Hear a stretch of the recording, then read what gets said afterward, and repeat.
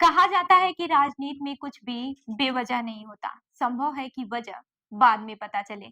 बिहार में नीतीश कुमार कुछ भी करने वाले होते हैं तो उसके संकेत पहले से ही मिलने लगते हैं। कई बार लगता है कि ये तो सामान्य बात है, लेकिन कुछ महीने बाद ही असामान्य हो जाती है। नीतीश कुमार की एक तस्वीर पर खूब बात हो रही है। इस तस्वीर में नीतीश कुमार ने हंसते हुए तेजस्वी यादव के कंधे पर हाथ रखा है और तेजस्वी हाथ जोड़कर थोड़ा झुककर हंस रहे हैं। हालांकि यह एक सरकारी कार्यक्रम की तस्वीर है जहां पक्ष और विपक्ष का आना एक औपचारिक रस्म होती है, लेकिन कई बार औपचारिक रस्म में ही अनौपचारिक चीजें हो जाती हैं। दरअसल आरिफ मोहम्मद खान राज्यपाल की शपथ ले रहे थे और इसी कार्यक्रम में नीतीश कुमार भी मौजूद थे और बिहार विधानसभा की नेता प्रतिपक्ष तेजस्वी यादव भी। दोनों नेताओं की यह तस्वीर आरजेडी प्रमुख लालू प्रसाद यादव के उस बयान के बाद से आई है, जिसमें उन्होंने एक चैनल के कार्यक्रम में कहा था कि नीतीश कुमार के उनके लिए दरवाजे खुले हुए हैं। बिहार में इसी साल विधानसभा के चुनाव होने वाले हैं और राज्य के सियासी गलियारों में पिछले कुछ दिनों से नीतीश कुमार को लेकर लगातार अटकलें लगाई जा रही हैं। इन अटकलों को नीतीश की चुप्पी ने भी हवा दी है।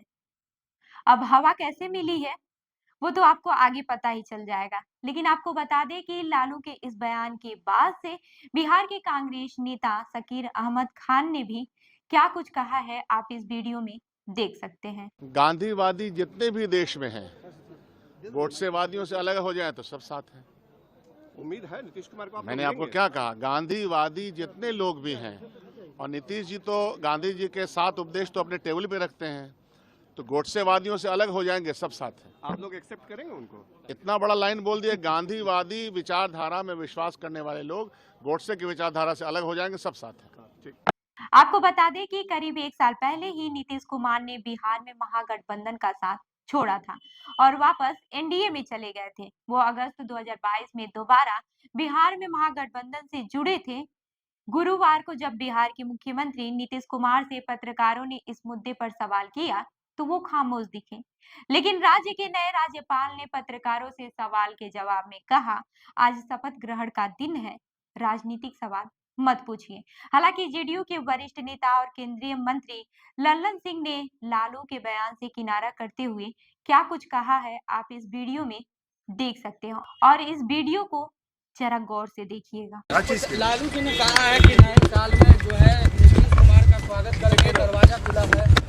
छोड़िए ना, लालू जी क्या बोलते हैं, लालू जी क्या नहीं बोलते हैं, कि जाके लालू जी से पूछिए।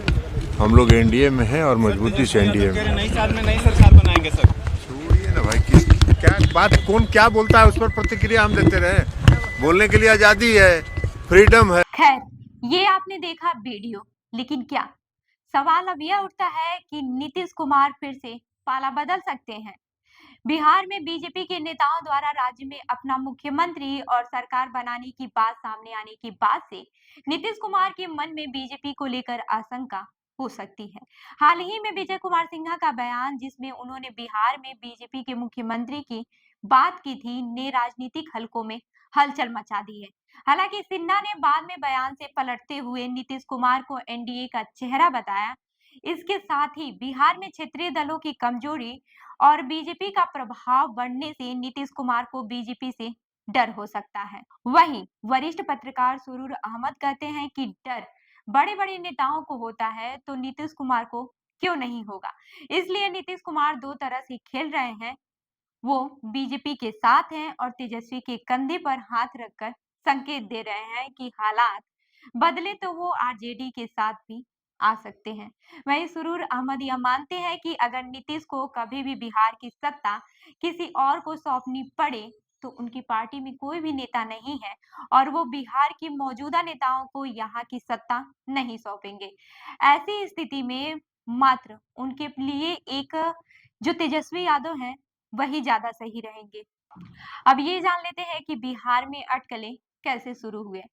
आपको बता दें कि बिहार में विधानसभा की 243 सीटें हैं और राज्य के पिछले विधानसभा चुनाव में जेडीयू को महज 43 सीटें ही मिली थी।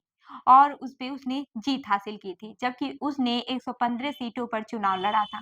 हालांकि इसके बाद से नीतीश कुमार ही राज्य के मुख्यमंत्री बने थे। पहले उन्होंने एनडीए में रहकर सीएम पद पर अपना दावा बनाए रखा और फिर अगस्त 2022 में महागठबंधन में आ गए। उनकी पार्टी ने उस वक्त आरोप भी लगाया था कि जेडीयू को तोड़ने की कोशिश की जा रही थी।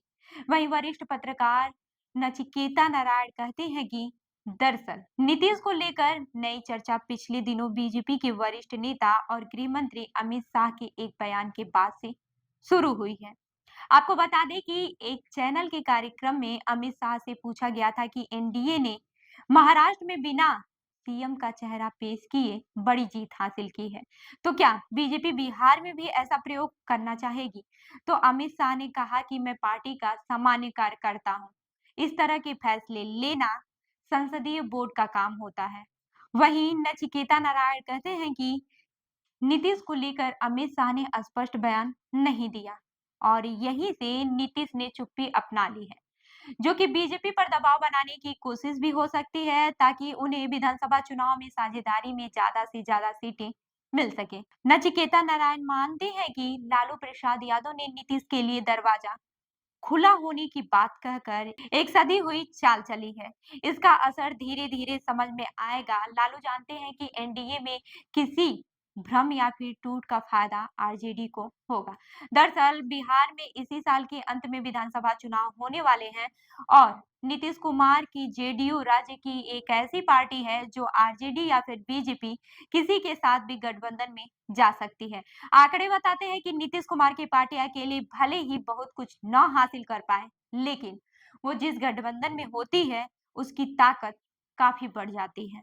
अब ये जान लेते हैं कि नीतीश को लेकर बाकी सारी पार्टियों में बेचैनी क्या है। आपको बता दें कि बिहार में बीजेपी के सहयोगी दल की बात करें तो ये पार्टियां आमतौर पर सेक्युलर पॉलिटिक्स के लिए जानी जाती हैं। इसमें नीतीश कुमार की जेडीयू, चिराग पासवान की एलजेपी, आर पूर्व मुख्यमंत्री जीतन राम मांझी की पार्टी हम और उपेंद्र कुमार की राष्ट्रीय लोक मोर्चा जैसे दल शामिल हैं। Tata institute of social sciences के पूर्व प्रोफेसर पुष्पेंद्र कुमार कहते हैं कि लोकसभा चुनाव में बीजेपी नीतीश कुमार के साथ गठबंधन चाहती है, लेकिन विधानसभा चुनाव में वह अपने दम पर सरकार बनाने की कोशिश में है। इसके लिए वह नीतीश को कमजोर करने का प्रयास करती है और जैसे पहले चिराग पासवान की मदद से किया गया। पुष्पेंद्र आगे कहते हैं कि नीतीश बीजेपी की जरूरत भी है और बेचैनी की वजह भी, जो कई बार उनके बयानों में दिखता है। वह मानते हैं कि नीतीश अपनी चुप्पी से सियासी रहस्य बनाए रखते हैं, जबकि संजय झा सिर्फ एक पुल का काम करते हैं। तो इस खबर पर क्या है आपकी राय, हमें जरूर बताइएगा। मैं उर्वी आपके साथ और आप देख रहे हैं जन दर्पण न्यूज। धन्यवाद।